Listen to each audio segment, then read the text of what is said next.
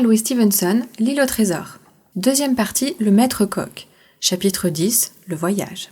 Toute la nuit se passa dans un grand affairement, à mettre les choses en place et à recevoir des canaux remplis d'amis du chevalier et entre autres M. Brandley, qui vinrent lui souhaiter bon voyage et prompt retour. Il n'y eut jamais de nuit à l'amiral Benbow où je travaillais moitié autant, et lorsqu'un peu avant le jour, le sifflet du maître d'équipage retentit et que l'équipage se disposa au bar de Cabestan, j'étais exténué. Mais même 2 fois plus là, je n'aurais pas quitté le pont. Tout y était trop nouveau pour ma curiosité. Les brefs commandements, le son aigu du sifflet, les hommes courant à leur poste dans la faible clarté des falots du bord. « Allons, cochon rôti, donne-nous un refrain » lança quelqu'un. « Celui de jadis » cria un autre. « Bien, camarade » répondit Long John qui se tenait auprès d'eux, reposant sur sa béquille. Et aussitôt, il attaqua l'air et les paroles que je ne connaissais trop. Nous étions 15 sur le coffre du mort, et tout l'équipage reprit en chœur. « Yo ho ho et une bouteille de rhum » Et au 3e ho, tous poussèrent avec ensemble sur les barres de Cabestan. Malgré la minute palpitante, je fus reporté sur l'instant à l'amiral Benbow, et je crus entendre se mêler au cœur la voix du capitaine.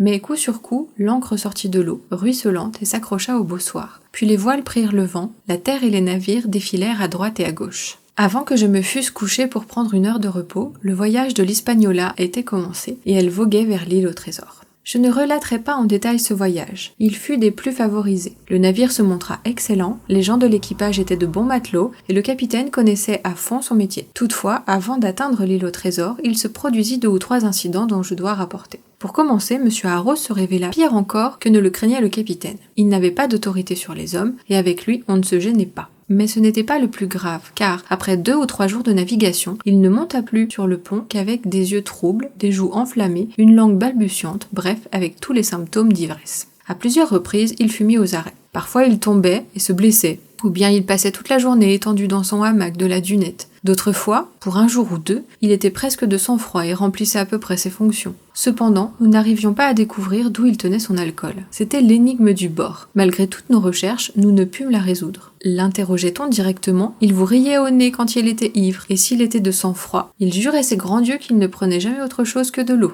Non seulement il était mauvais officier et d'un fâcheux exemple pour les hommes, mais de ce train il allait directement à la mort. On fut peu surpris et guère plus chagriné quand par une nuit noire où la mer était forte et le vent debout, il disparut définitivement. « Un homme à la mer !» prononça le capitaine. « Ma foi, messieurs, cela nous épargne l'ennui de le mettre au fer. » Mais cela nous laissait dépourvus de second. Il fallut donc donner de l'avancement à l'un des hommes. Job Anderson, le maître d'équipage, était à bord et le plus qualifié. Et tout en gardant son ancien titre, il joua le rôle de second. Monsieur Trelawney avait navigué, et ses connaissances nous servirent beaucoup, car il lui arrivait de prendre lui aussi son quart, par temps maniable. Et le quartier-maître, Israel Hunt, était un vieux marin d'expérience, prudent et avisé, en qui on pouvait avoir pleine confiance en cas de nécessité. C'était le grand confident de Long John Silver. Et puisque je viens de le nommer, je parlerai de notre maître coq, cochon rôti, comme l'appelait l'équipage. À bord, pour avoir les 2 mains le plus libres possible, il portait sa béquille suspendue à une courroie passée autour du cou. C'était plaisir de le voir calé contre une cloison, le pied de cette béquille, et arc-bouté dessus, suivant toutes les oscillations du navire, faire sa cuisine, comme sur le plancher des vaches. Il était encore plus curieux de le voir circuler sur le pont au plus fort d'une bourrasque. Pour l'aider à franchir les intervalles trop larges, on avait disposé quelques bouts de ligne, qu'on appelait les boucles d'oreilles de Long John. Et il se transportait d'un lieu à l'autre, soit en usant de sa béquille, soit en la traînant par la courroie, aussi vite que n'importe qui. Mais ceux des hommes qui avaient jadis navigué avec lui s'apitoyaient de l'en voir réduit là. « Ce n'est pas un homme ordinaire, cochon rôti, me disait le quartier-maître. Il a reçu de l'instruction dans sa jeunesse, et quand ça lui chante, il parle comme un livre. Et d'une bravoure! Un lion n'est rien comparé à Long John. Je l'ai vu, seul et sans armes, empoigner 4 adversaires et fracasser leurs têtes les unes contre les autres.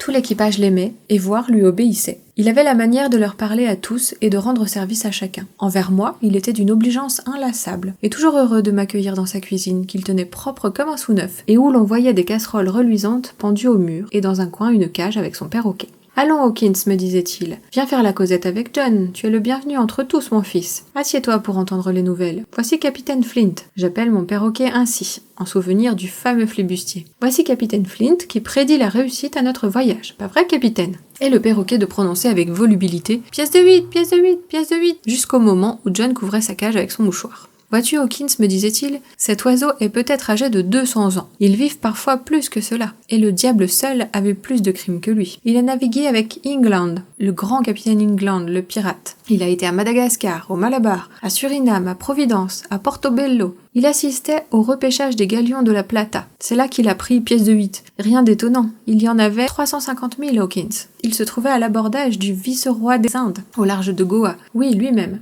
À le voir, on croirait un innocent. Mais tu as flairé la poudre, hein, capitaine. Gare à vous, par à virer, glapissait le perroquet. Ah, c'est infâme à toi, disait le coq, en lui donnant du sucre tiré de sa poche. Et l'oiseau becquetait au barreau et lançait une bordée de blasphème d'une abomination à faire frémir. C'est ainsi, mon gars, ajoutait John, tel qui touche à la poisse en barbouille. Témoin ce pauvre vieil innocent d'oiseau, qui jure feu et flamme, et n'en sait rien, bien sûr. Il jurerait tout pareil, si j'ose dire, devant un curé. Et John portait la main à son front avec une gravité particulière que je jugeais des plus édifiantes.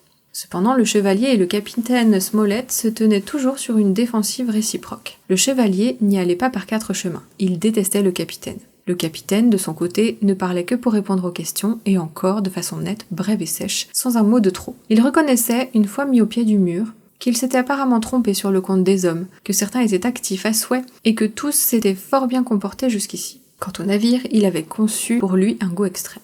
Il navigue au plus près. Mieux qu'on ait en droit de l'attendre de sa propre épouse, monsieur. Mais, ajoutait-il, tout ce que je puis dire est que nous ne sommes pas encore rentrés chez nous et que je n'aime pas cette croisière. Le chevalier, là-dessus, se détournait et arpentait le tillac d'un bout à l'autre, le menton relevé. Cet homme m'exaspère, disait-il. Pour un rien, j'éclaterai. Nous rencontrâmes un peu de gros temps, et l'Hispaniola n'en montra que mieux ses qualités. Tout le monde à bord paraissait enchanté. Et il n'en pouvait guère aller autrement, car jamais équipage ne fut plus gâté, je crois, depuis que Noé mit son arche à la mer. Le double grog circulait sous le moindre prétexte. On servait de la tarte aux prunes en dehors des fêtes, par exemple si le chevalier apprenait que c'était l'anniversaire de quelqu'un de l'équipage. Et il y avait en permanence sur le pont une barrique de pommes où puiser qui voulait. Ces manières-là, disait le capitaine au docteur Livesey, n'ont jamais profité à personne, que je sache. Gâter les matelots, vous en faites des diables, voilà ma conviction. Mais la barrique de pommes nous profita, comme on va le lire, car sans elle, rien ne nous eût avertis, et nous périssions tous par trahison.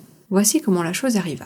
Nous avions remonté les alizés pour aller chercher le vent de l'île que nous voulions atteindre, je ne suis pas autorisé à être plus précis, et nous courions vers elle en faisant bonne veille jour et nuit. C'était à peu près le dernier jour de notre voyage d'aller. Dans la nuit, ou au plus tard le lendemain dans la matinée, l'île au trésor serait en vue. Nous avions le cap au sud-sud-ouest, avec une brise bien établie par le travers et une mer belle. L'Hispaniola se balançait régulièrement, et son beau pré soulevait par intervalles une gerbe d'embrun. Toutes les voiles portaient, hautes et basses, et comme la première partie de notre expédition tirait à sa fin, chacun manifestait la plus vaillante humeur. Le soleil venait de se coucher. J'avais terminé ma besogne et je regagnais mon hamac lorsque je m'avisai de manger une pomme. Je courus sur le pont. Les gens de quart étaient tous à l'avant à guetter l'apparition de l'île. L'homme de bar surveillait le lof de la voilure et sifflait tranquillement un air. À part ce son, on n'entendait que le bruissement des flots contre le taille-mer et les flancs du navire. J'entrai tout entier dans la barrique de pommes, qui était presque vide, et m'y accroupis dans le noir. Le bruit des vagues et le bercement du navire étaient sur le point de m'assoupir lorsqu'un homme s'assit bruyamment tout contre. La barrique oscilla sous le choc de son dos, et je m'apprêtais à sauter dehors quand l'homme se mit à parler. Je reconnus la voix de Silver, et il n'avait pas prononcé 10 mots que je ne me serais plus montré pour tout au monde. Je restais là, tremblant et aux écoutes, dévoré de peur et de curiosité. Par ces 10 mots, je devenais désormais responsable de l'existence de tous les honnêtes gens du bord.